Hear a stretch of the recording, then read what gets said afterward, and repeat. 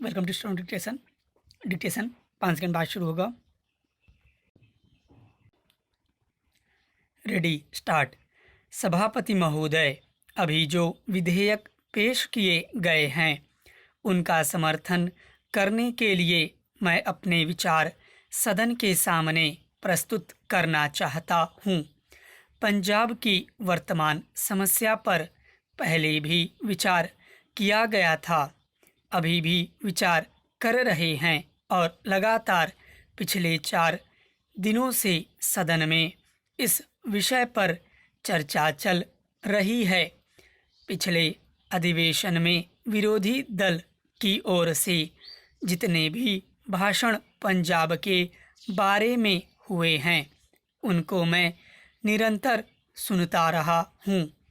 उन सभी भाषणों में इस बात पर बल दिया गया था कि पंजाब में तुरंत राष्ट्रपति शासन लागू होना चाहिए, लेकिन अब जबकि वहां पर राष्ट्रपति शासन लागू कर दिया गया है तो उसका विरोध ही किया जा रहा है। राष्ट्रपति शासन लागू होने के बाद केंद्रीय सरकार द्वारा जो भी कदम उठाए गए हैं, जो भी आवश्यक विधेयक यहाँ पर प्रस्तुत किए गए हैं, वे उग्रवादी तत्वों, जातिवाद और आतंकवादी तत्वों को समाप्त करने के लिए उठाए गए हैं और इन कदमों की हम सराहना करते हैं। हम चाहते हैं कि वहाँ पर जो भी आतंकवादी शक्तियाँ हैं उनको समाप्त करने के लिए ठोस कदम उठाए जाएं।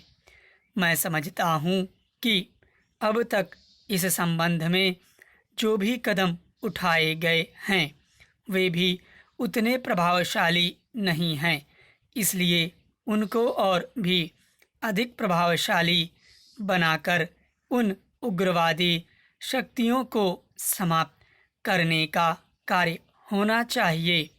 जो अकाली दल हैं वे भी कहते हैं कि उग्रवादियों का कार्य ठीक नहीं है, लेकिन जब उनका कार्य ठीक नहीं है तो वे उनकी पूरी तरह से निंदा क्यों नहीं करते हैं। यदि वे उन उग्रवादियों की निंदा करें और जो उग्रवादी धार्मिक स्थानों में निवास कर रहे हैं उनको वहां से निकाल दें तो यह स्थिति और सुधर सकती है और बातचीत भी अधिक सफल हो सकती है। महोदय, कोई भी पार्टी या कोई भी आदमी यह नहीं चाहता है कि अकालियों और सरकार के बीच में बातचीत न हो। बातचीत अवश्य होनी चाहिए, लेकिन जो समस्याएं हरियाणा और पंजाब के बीच हैं वे तो हरियाणा और पंजाब दोनों के ही बीच में होंगी। इसी तरह से जो समस्याएं राजस्थान और पंजाब के बीच में हैं उसमें राजस्थान के मुख्यमंत्री शामिल होंगे और वहां के विरोधी दल के नेता भी शामिल होंगे। उनके बिना ये समस्याएं हल नहीं हो सकती हैं। इसलिए जो समस्याएं हैं उनके बारे में निश्चय किया गया है कि ट्रिब्यूनल की व्यवस्था की जाए। उसमें सुप्रीम कोर्ट के जज भी सदस्य हो सकते हैं। इसका अर्थ यह है कि समस्याओं को अच्छी तरह से सुलझाया जा सकता है और इन्हें सुलझाने का प्रयास भी किया जाना चाहिए। अभी एक सदस्य ने समिति की बैठक के बारे में सुझाव दिया है। मैं भी उस सुझाव का समर्थन करता हूँ। इस प्रकार की बैठक बुलाने से वातावरण बनता है और उसमें सभी विचारों के व्यक्ति मिलते हैं। सभापति महोदय, गत 30 साल से स्थिति में कोई विशेष सुधार नहीं हुआ है। स्थिति के हल के लिए हिंदी भाषा का विकास भी नहीं हुआ है। यह संशोधन केवल हिंदी भाषी क्षेत्रों पर लागू होता है। अन्य क्षेत्रों के बारे में सरकार ने क्या किया है? समय की मांग है कि न्याय पूरे देश में क्षेत्रीय भाषाओं में ही प्रदान किया जाए। इसलिए यदि सरकार सभी क्षेत्रीय भाषाओं में अनुवाद के लिए एक व्यापक संशोधन विधेयक लाती तो अच्छा होता, लेकिन दुर्भाग्य से ऐसा नहीं किया गया। मेरे मत से भारत सरकार को तथा सरकारी संस्थाओं को भाषा के संबंध में कोई एक आधारभूत नीति अपनानी चाहिए। कोई भी भाषा उन लोगों पर थोपी न जाए जो उस भाषा को ग्रहण करने के लिए अभी तैयार नहीं हैं। भाषा तथा भाषा के बीच किसी प्रकार का भेदभाव नहीं होना चाहिए। भाषा के संबंध में कोई अनिवार्यता नहीं होनी चाहिए। विभिन्न भाषाई लोगों के मध्य अनावश्यक बाधाएं न हों। त्रिभाषा सूत्र सर्वसम्मति से स्वीकार किया गया था। दुर्भाग्य से संसद द्वारा दिए गए वचन को कार्य रूप में लागू नहीं किया गया। इससे कठिनाइयां उत्पन्न हुईं।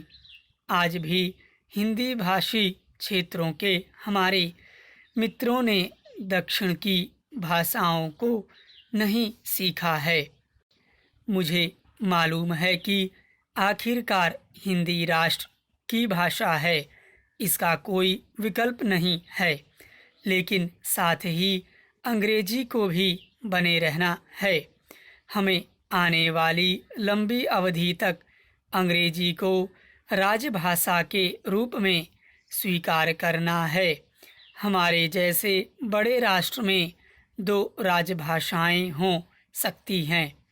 इसके साथ हमें क्षेत्रीय भाषाओं का भी विकास करना चाहिए। वे क्षेत्रीय भाषाएं हैं, लेकिन हमने उन्हें राष्ट्रीय भाषाओं के रूप में उनके महत्व के कारण स्वीकार किया है।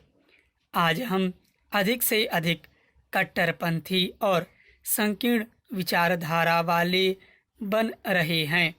भाषा तो केवल बातचीत का एक माध्यम है। भाषा लोगों के लिए है, लोग भाषा के लिए नहीं बने। अतः भाषा के प्रश्न को प्रतिष्ठा का प्रश्न नहीं बनाया जाना चाहिए। मंत्री जी को यह घोषणा करनी चाहिए कि वह संविधान में 8वीं अनुसूची में सम्मिलित सभी भाषाओं में संविधान के अनुवाद का कार्य आरंभ करें। भारत के लोगों को अपनी भाषा में अपना संविधान बनाना चाहिए। जो संशोधन प्रस्तुत किए गए हैं उनसे स्पष्ट है कि संविधान के हिंदी अनुवाद को प्राधिकृत किए जाने का दक्षिण भारत में कोई विरोध नहीं करता है। संविधान के हिंदी में अनुवाद के कार्य को जल्दी पूरा किए जाने की आवश्यकता के संबंध में सभी एकमत हैं।